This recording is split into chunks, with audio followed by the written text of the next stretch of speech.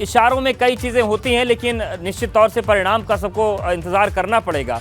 पर ये बताइए कि सियासत में जीत हार होती है, बाई चांस कोई सीट अगर खिसकती है तो उसे आप स्वतः हार मानेंगे कि ईवीएम पर तैयार है आप लोगों का हमला? देखिए, अभी जो राकेश जी कह रहे थे नाव नाव कितने बाल, उन्होंने मुहावरा दिया, तो नाव नाव कितने बाल आज पता चल गया ना बीजेपी को।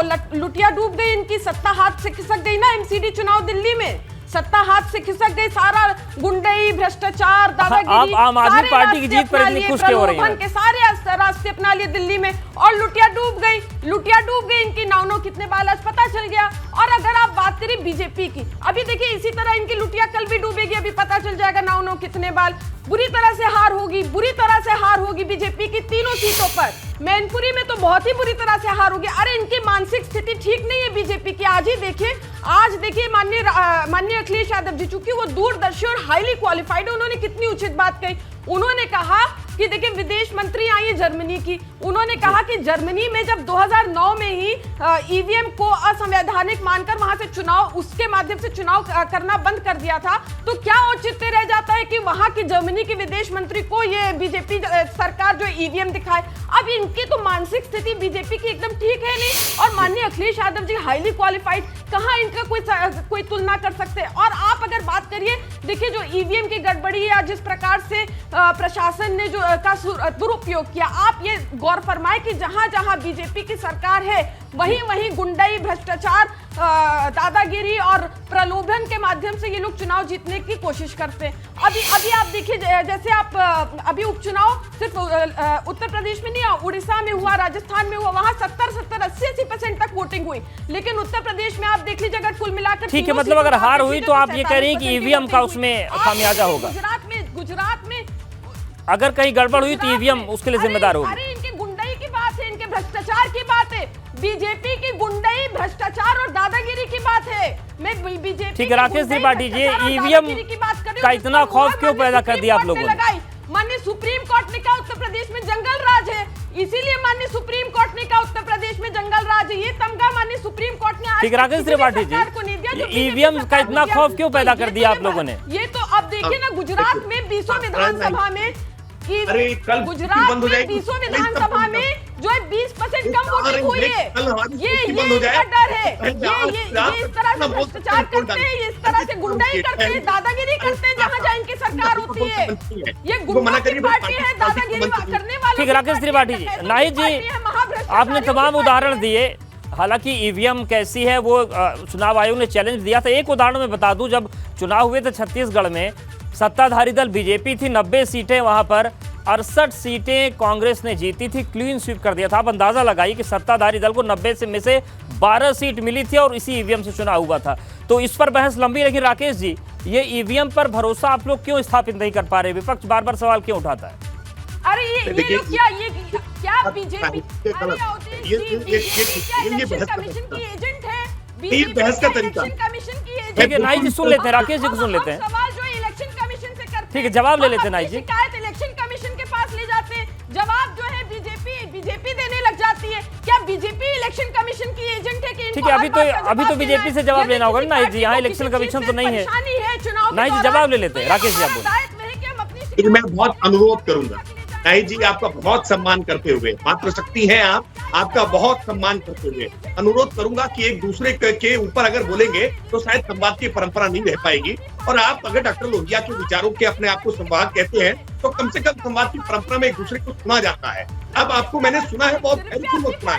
मैं अनुरोध की अनुरोध करूंगा, दर्शक सुन पाएंगे, बात को सुन पाएंगे और समझ पाएंगे। कुछ सवाल अगर नाहिद जी ने उठाए हैं तो नाहिद जी को थोड़ा धैर्यपूर्वक, संयम के साथ, और ये डिबेट की परंपरा यही होती है, आप सवाल खड़े करिए, हम जवाब देंगे, हम सवाल खड़े करेंगे, आप जवाब दीजिए। जनता के बीच में सबको जवाबदेही रखनी है, ये तरीका ठीक नहीं कि आप लगातार, ये पार्टी का मंत्र नहीं। ठीक है, ईवीएम पे जवाब तो ले लीजिए नाहिद जी, आप जवाब तो ले लीजिए ईवीएम पे। जवाब ये कह रहे हैं कि ईवीएम हरा रही, तो जवाब तो ले लीजिए नाहिद जी। राकेश जी आप जवाब दीजिए। देखिए, या तो आप इनका वॉल्यूम बंद कर दीजिए, अगर ये बात नहीं समझ। राकेश जी आपकी आवाज ज्यादा आ रही है, आप बोलिए। समाजवादी पार्टी की अनुशासनहीनता है, ये समाजवादी पार्टी के लोग अनुशासन में कभी नहीं रह सकते हैं, ये अनुशासनहीनता नहीं बोल रही। राकेश जी आप बात पूरी करिए। देखिए, सच्चाई है, मैंने कहा ना, कि जिन लक्षणों की बात हम कर रहे थे उसमें से एक लक्षण अभी आपकी डिबेट में तुरंत नाहिद लारी खान ने दिखाया। तुरंत इन्होंने बताया कि ईवीएम बहुत ज्यादा सवाल खड़े हैं और अखिलेश यादव बहुत लर्नेड व्यक्ति वो ईवीएम पर सवाल कर रहे हैं। अरे भाई, जब चुनाव जीत जाते हैं तब ईवीएम पर सवाल नहीं होते हैं। चुनाव की पराजय की आशंका से ही केवल ईवीएम पर सवाल उठाना शुरू करते हैं। अरे भाई, खिसियाया विपक्ष ईवीएम नोचने की बजाय अपने कार्यकलापों को देखिए, अपने नेताओं के चरित्र को देखिए कि क्यों आपके नेताओं का चरित्र इस प्रकार का है कि समाजवादी पार्टी को वोट नहीं मिल रहा है। और अभी नाइक जी ने कहा एमसीडी के चुनाव परिणाम देखिए। अभी परिणाम आपने ठीक से देखे नहीं है। परिणाम देखिए, भारतीय जनता पार्टी का वोट परसेंटेज बढ़ा है, आम आदमी पार्टी का वोट परसेंटेज गिरा है, और समाजवादी पार्टी कहाँ है इसमें? समाजवादी पार्टी को कितनी सीटें मिली? सपा को कितने वोट मिले? अरे भाई, आप बेगानी की शादी में अब्दुल्ला दीवाना से काम थोड़ा चलेगा।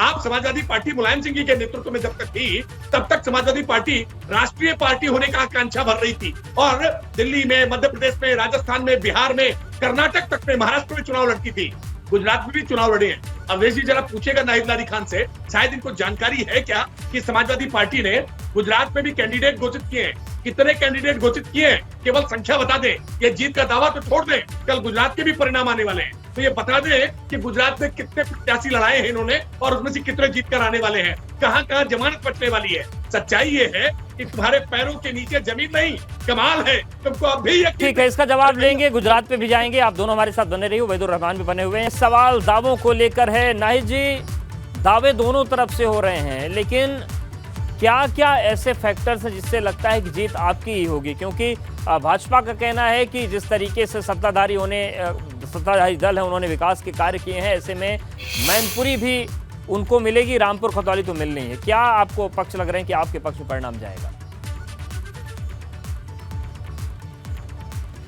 अवधेश जी, सबसे पहले मैं तो राकेश जी से कहना चाह रही हूँ कि भाई आप तो एक अच्छे परिवार के हैं। अब आपके पीछे झूठ और पिछड़ा दलित विरोधी मानसिकता पड़ गई है। कम से कम आपको अटल जी के रास्ते पर चलना चाहिए। आपको तो मालूम होना चाहिए ना, जिस प्रकार से आप बात कर रहे हैं माननीय अखिलेश यादव जी के लिए, समाजवादी पार्टी के लिए, यहाँ तक चरित्र की बात कर रहे हैं हम लोग के पार्टी के वरिष्ठ नेताओं के लिए, तो ये आपकी तो मानसिकता है, बीजेपी की तो मानसिकता है पिछड़े दलित विरोधी। बीजेपी की तो सरकार ही, बीजेपी तो पार्टी का गठन ही 6 अप्रैल 1980 कोटला मैदान दिल्ली पर हुआ था, इस बुनियाद पे कि पिछड़ा दलित जो है देश के नेतृत्व नहीं कर सकते। आपकी बुनियादी पिछड़ा दलित विरोध पर पड़ी हुई है। और जिस प्रकार की बातें राकेश जी जो समाजवादी पार्टी की कर रहे हैं, तो उनको तो मालूम होना चाहिए कि बीजेपी तो वो पार्टी है जिनका एक राष्ट्रीय अध्यक्ष जो है प्रधानमंत्री से काम कराने के नाम पर लाखों रुपए रिश्वत लेते रंगे हाथों पकड़ा गया था। और अगर आप मैनपुरी की बात करें, मैनपुरी में तो ऐतिहासिक जीत होगी समाजवादी पार्टी माननीय डिंपल यादव जी की। कुछ नहीं तो 3.5 से 4 लाख वोटों से वो जीतेंगी। ठीक है, 3.5-4 लाख जनता ने। बिल्कुल वक्त है। राकेश त्रिपाठी जी, आखिरी आपका रिएक्शन चाहते हैं। वो कह रही हैं 3.5 से 4 लाख का मार्जिन होगा हमारा मैनपुरी में, और बाकी रामपुर खतौली भी उनकी है। नहीं, ये बात मुझे लगता है कि कोई भी बात कही जाए तो उसको तर्कपूर्ण ढंग से कहना चाहिए। समाजवादी पार्टी के पास इस संदर्भ में कोई तर्क नहीं है कि आज समाजवादी पार्टी की जीत इतनी बड़ी क्यों होने जा रही है। भारतीय जनता पार्टी अगर ये कह रही है कि हम जीत रहे हैं तो इसके पीछे एक ट्रैक रिकॉर्ड है कि समाजवादी पार्टी के वोट परसेंटेज 10.71% 2014 के मुकाबले 2019 में गिरे हैं। भारतीय जनता पार्टी के 11% वोट प्रेम सिंह साके जब लड़े 2019 में तो उनके 11% वोट बढ़े हैं। यानी भारतीय जनता पार्टी बढ़त की तरफ है और समाजवादी पार्टी गिरावट की तरफ थी। तब जब समाजवादी पार्टी सपा और लेकिन सहानुभूति वोट भी तो होता है ना राकेश जी।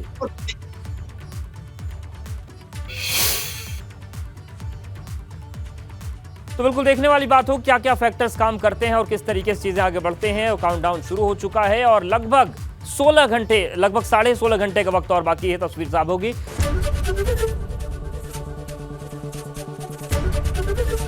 एबीपी गंगा, खबर आपकी, जुबान आपकी।